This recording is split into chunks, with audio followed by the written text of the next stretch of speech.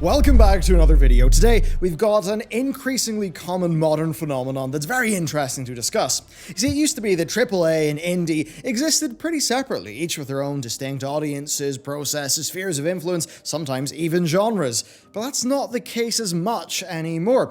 You see, with each passing year, the line between the worlds of AAA and indie actually become increasingly blurry. And now, thanks to better tools and processes, well, indies can exploit AAA's weaknesses, and today we are going to dive into just that. The games that have seen AAA's lack of spark and set out to best them. First though, well, do you want to help us out and get some cool stuff? Because if you do, this month's Patreon tier has the Druid class pin, plus a bunch more physical art for you to get, and there's also the daily briefing, vlogs, and early access to content. So, patrons, thank you for all of your support, and with that said, let's get into this video.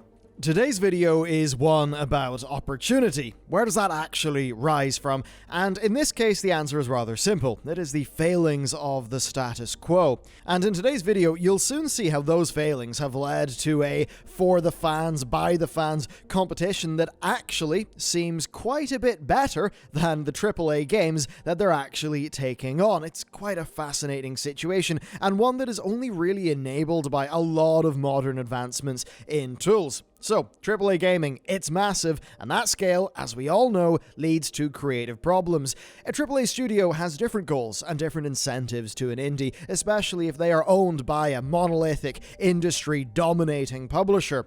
And in that scenario, their game is just a way to get profit for their publisher, and that profit will probably, come first over the vision of their creative team. And that does lead to fantastically talented people just having their hands tied.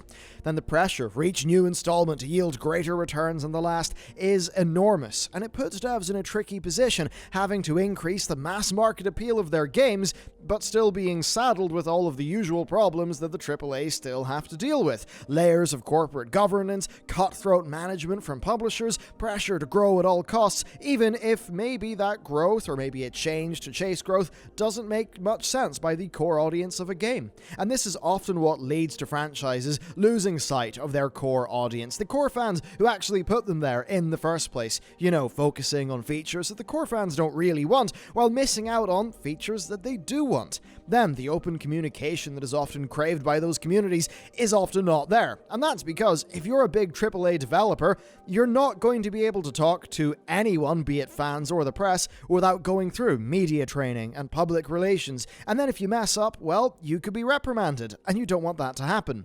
Plus, as the scope of games increases, well, two things kind of happen. First, the chances of appeasing everybody just decreases, right? Because you're trying to do more.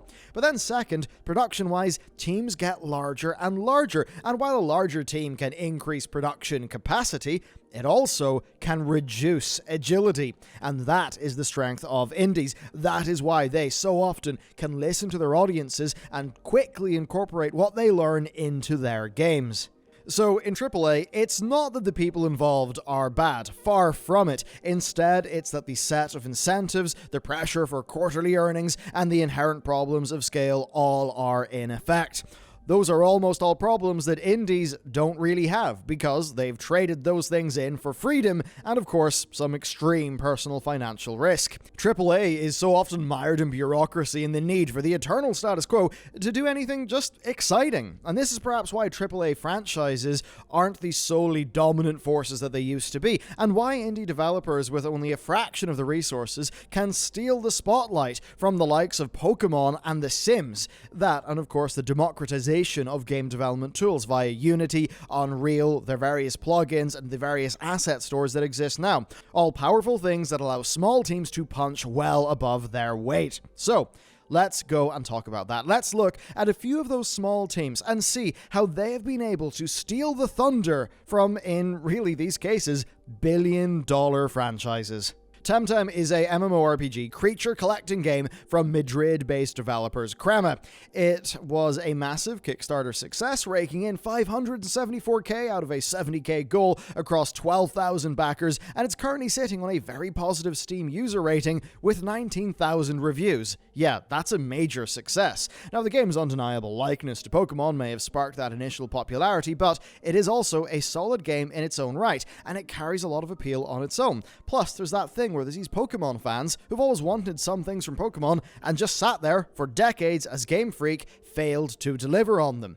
Now, it's worth also remembering that Pokemon is of course still exclusive to Nintendo systems, but it's got a wide enough reach to appeal to many players. Temtem, conversely, is available on PC. That shatters the exclusivity barrier, and it allows fans to have that core Pokemon-like experience on a platform that they are comfortable with. And it's really that willingness to cater to something specific that is a core strength of indies these days.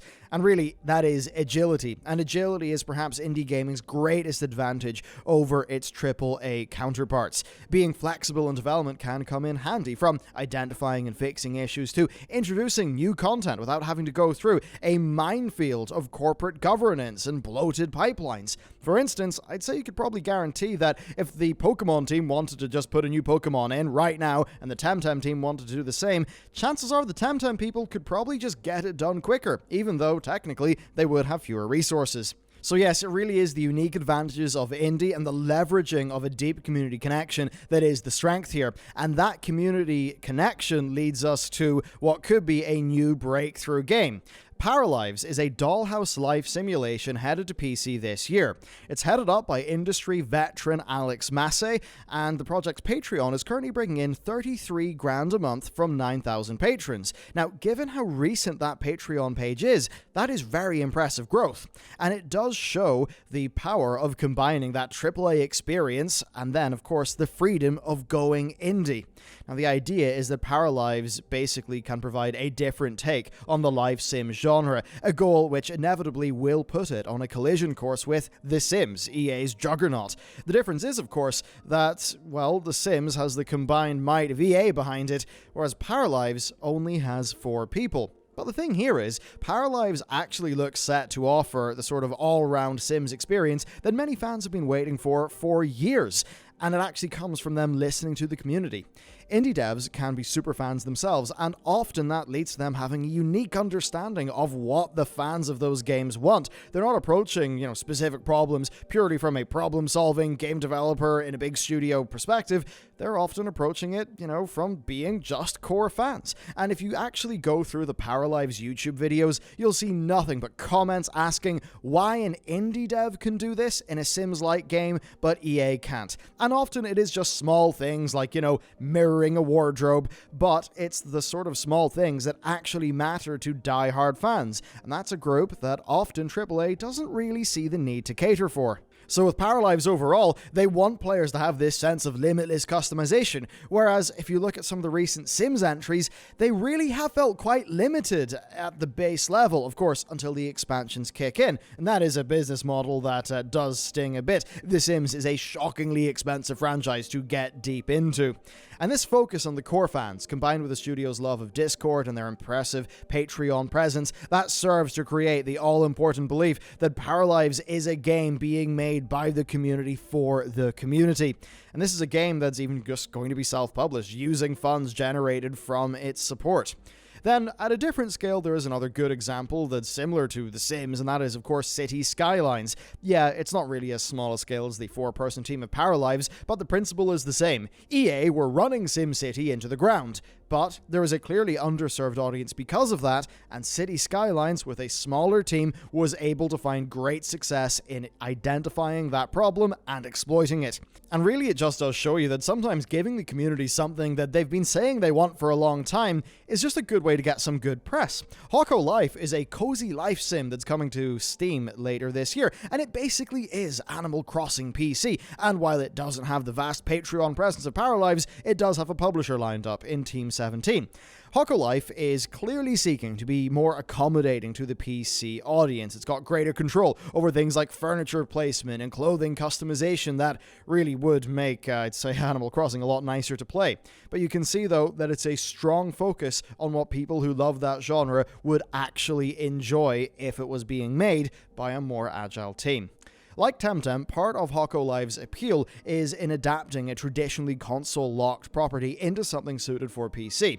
New Horizons is like one of the biggest games this year, but it still is a Switch exclusive. Live not only offers you the chance to experience Animal Crossing on PC, but it actually goes further to ensure that that's an experience that is suited for PC. In short here, indies have more freedom than AAA games. I mean, yes, they can then run out of money and disappear, but you get the point. They can, in some ways, afford to innovate. You could maybe say that they're forced to innovate, because if they don't, they'll die. And sometimes that means being more ambitious in a slightly different way to just pure scale and taking more interesting creative risks. And they can use their lower costs to their advantage. If you've only got 4 or 5 staff to pay, then you do have lower running costs, yes, but you have enough agility to target the features that matter the most. And by doing that well, teams can basically hack their way to sustainability by targeting the features that actually matter while keeping their costs down. And I think you really see this happening the most right now within genres that actually are well suited to modern tools. I think with many of the examples we've covered in this video, yeah, the likes of just Unity and what you can do there, they do just sort of naturally sort of lend themselves well, versus just there are some games that, yeah, they're pretty AAA inherently because of the inherent cost of, say, producing an absolutely massive world.